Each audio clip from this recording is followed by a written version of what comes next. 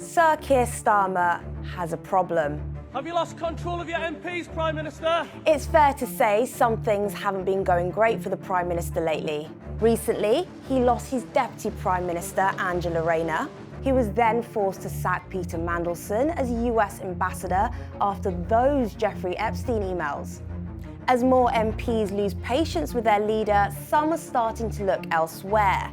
To this guy, Andy Burnham. So who is he? Is he a threat to Starmer? And could he really be the next Prime Minister? So, the Mayor of Greater Manchester is a recognisable face to many, and for some in Labour, a potential challenger and threat to Keir Starmer.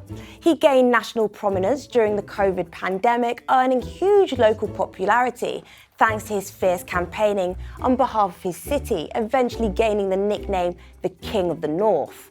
But look, he's no stranger to national politics too.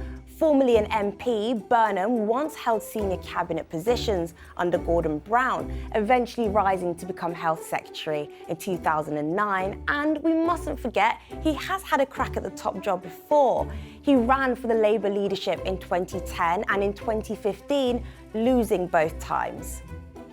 Fast forward to 2017 though, Burnham stepped back from national politics when he became the Mayor of Greater Manchester.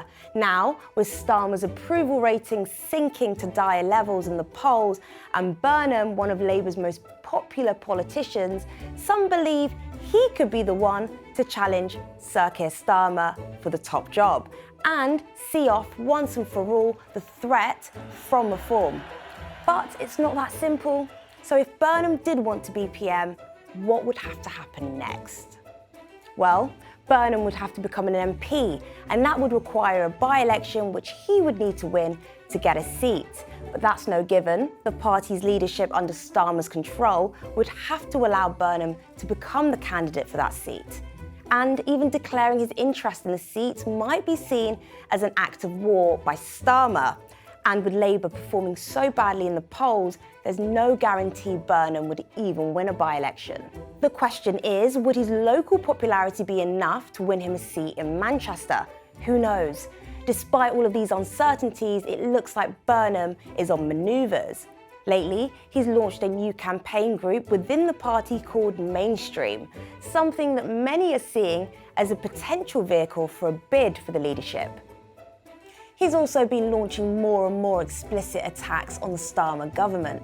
He told the New Statesman, "Are we up for that wholesale change? Because I think that's what the country needs."